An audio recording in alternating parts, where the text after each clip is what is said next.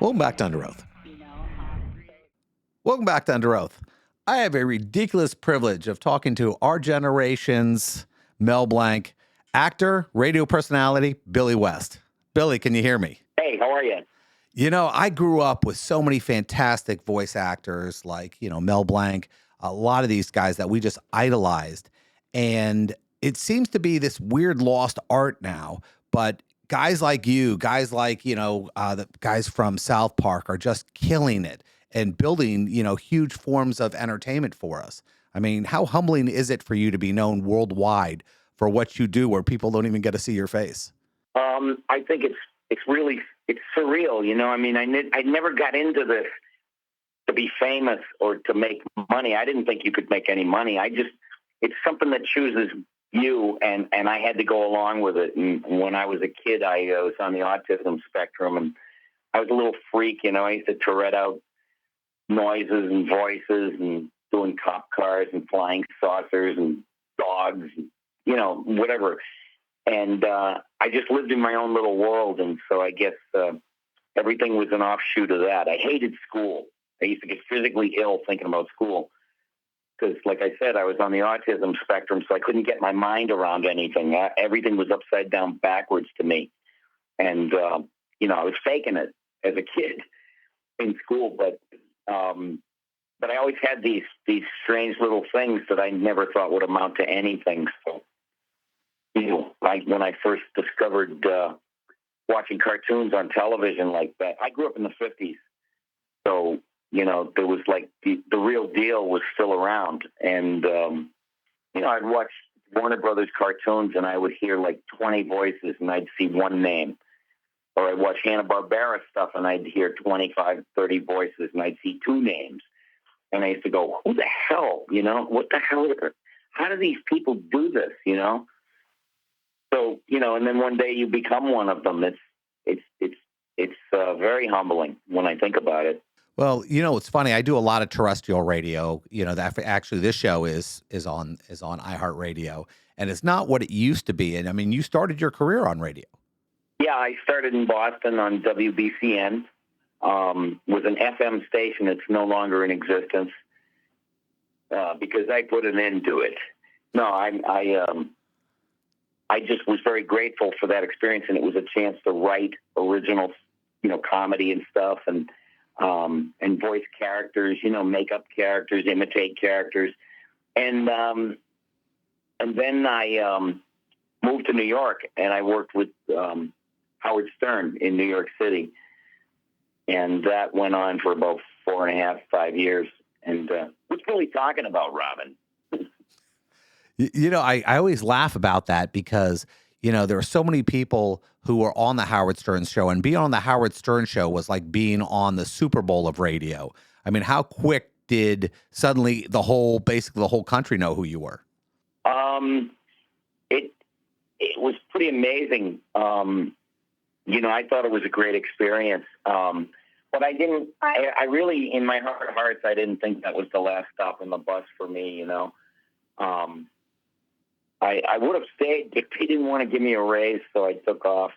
A lot of people, that's a tough call for a lot of people to give up, a very popular gig. And a lot of people in radio try to move on because the money sometimes isn't there, and that risk just blows up in their face. But for you, it goes in the other direction. I mean, suddenly, how quick was it for? I didn't care about that stuff. You know what I mean? It's like I knew wherever I wound up, I was always going to do the same kind of stuff that I did. And it's like seeing a diamond on the floor, and somebody has enough sense to pick it up. It wasn't that tough of a call. I went in and I said, listen, they don't want to give me a raise, so I'm leaving. And I said, if I stay in the part of the pool where people pee, shame on me. It has nothing to do with anybody else. I'm not a victim, so I'm leaving. I love that analogy. That's actually the first time I've ever heard that. That's amazing. Well, I took my chances. I was always fearless. I just took my chances. I was fearless in when I did my work. I was fearless. I would try stuff that that most people wouldn't do, and that's kind of how I was wired. Now, what's strange is I'm a collector of production cells, like original production cells, and I actually have a Ren and Stimpy cell in my house. And when I found out that I was getting to interview you, it just made me laugh so hard to see the world go around so much, because Ren and Stimpy, I mean, I can't tell you, my whole office was ridiculously excited that I was getting to talk to you. Oh, wow. Happy, joy, joy. Will you shut up, you fool? Yes, I shall kill you. Yeah, I would never ask anybody to do that, but I really appreciate that. I guess I'm the one to do it. Yeah.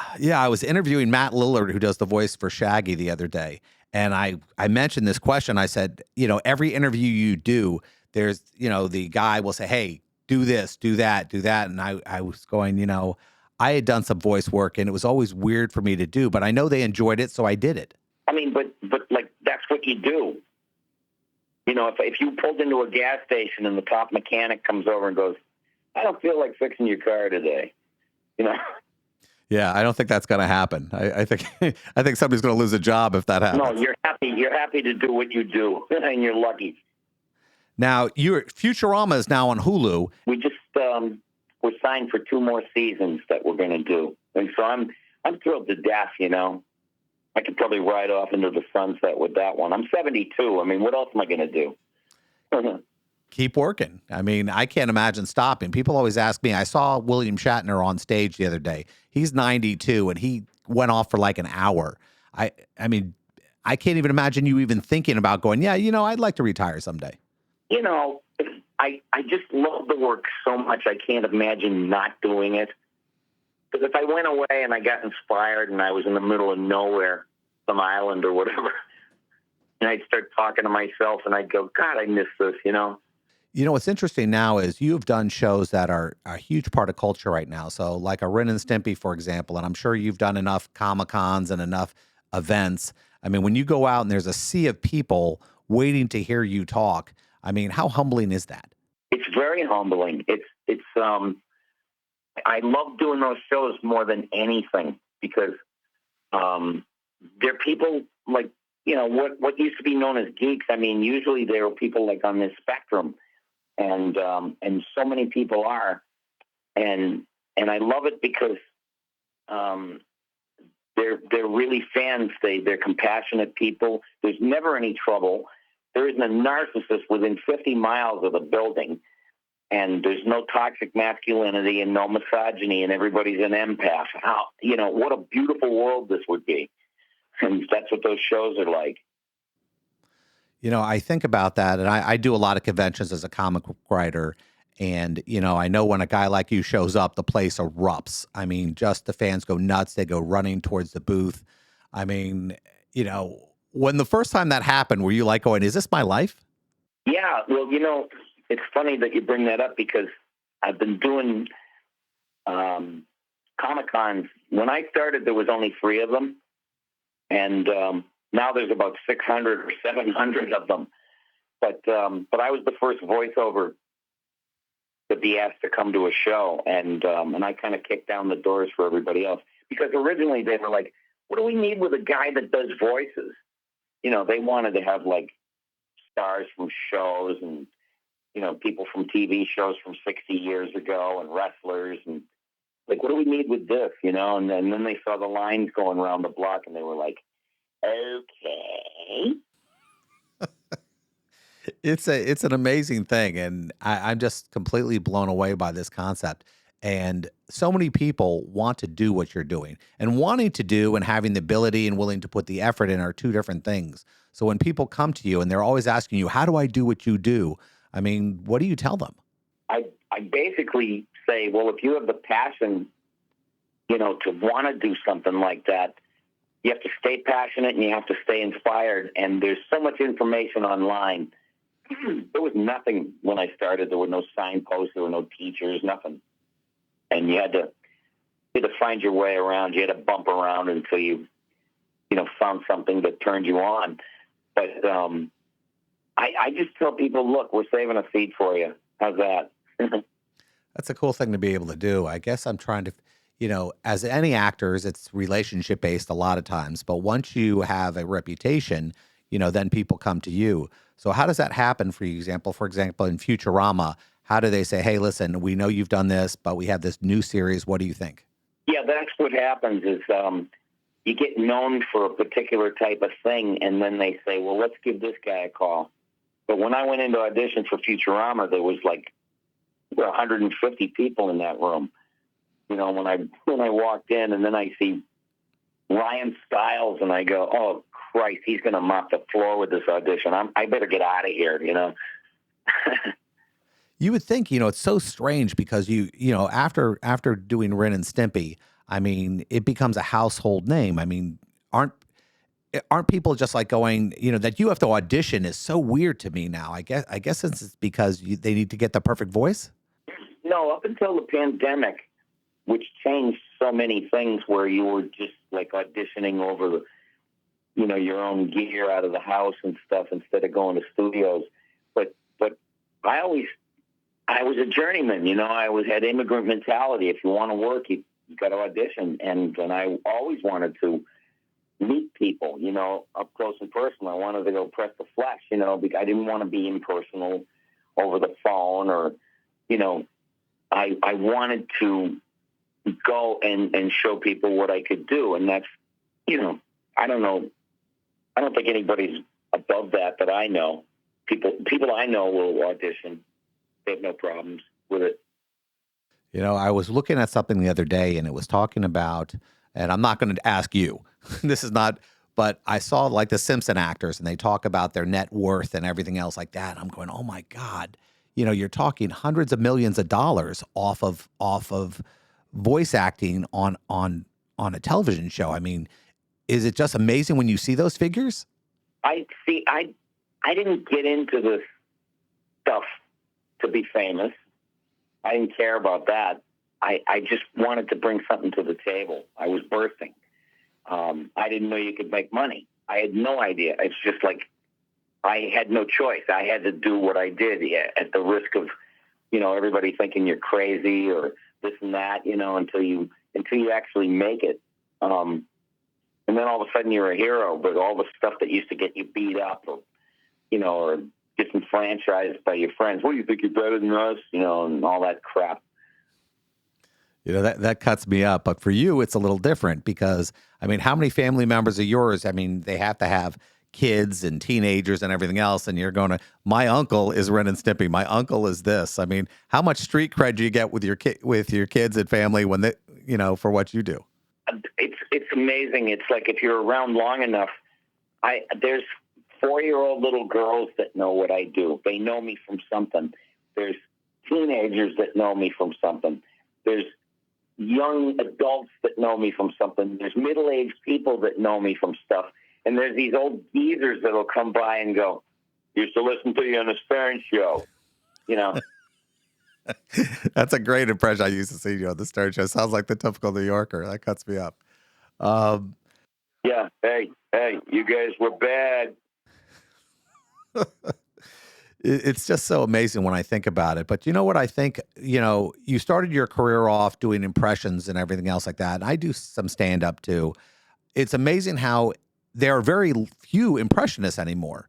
Very few people in their comedy routine do impressions anymore. And I think it's an extremely lost art. Jay Farrow does it from Saturday Night Live, but very few other people do it. Why do you think that basically fell off, the map? I'm not sure why. Because I guess it's like you got to go somewhere with it. You got to take it to another planet. You got to take it somewhere beyond. So I'm watching Mitch McConnell on TV, and he might sound something like this. That flatlines. It's like you gotta take it and put it into some. I don't know. What's the word? Some weird configuration. It's got to go somewhere. Yeah, I remember doing this bad routine about celebrities on the toilet, and I think that's probably what you're talking about. Going, you have to take it in such a weird direction that people, because it's hard to get to people anymore. Yeah, if Vin Diesel sat down to take a dump, it might sound something like this. It's Vin Diesel, ladies and gentlemen. It's so sad. It's so sad how to do that. It's all about keep the family together? How are you going to keep the family together? Gorilla glue. You do your best. I guess that's what the concept is. Now you get the opportunity to do certain charity work. I mean, I've been to hospitals, I've been to places like that. When you get to talk to people and you're doing your routine, you're doing your voices for them. I mean, how does that feel inside your heart knowing that you're affecting these children, these people who are suffering like that? I think it's very noble. I mean, I have to say that, my heroes are not celebrities. My heroes are not friggin' celebrities. My heroes are frontline workers and doctors, people who save lives, women and men in the armed forces. I mean, those are my heroes. If I could save lives, I'd be doing it, but I can't. So I try to do something noble, like make people laugh, which I know can heal. Laughter, brings a lot to a person that's hurting. And to know that, I feel like, that now I feel like I'm really doing something. It's every once in a while I get to do something special. I take people to movies. I do a lot of things. I mean, charity does start at home. That's great.